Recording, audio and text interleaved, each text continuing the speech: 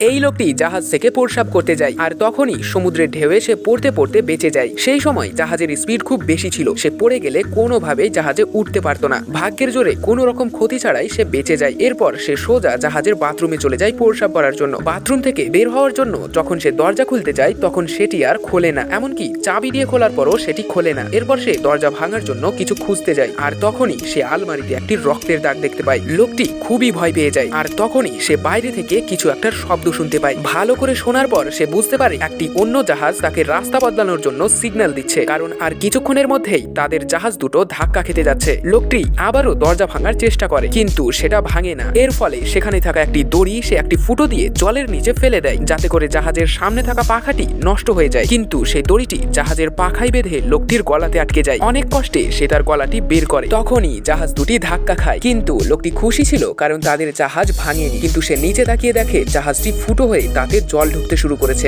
Next পার্টের জন্য কমেন্টে পার্ট 2 লেখো।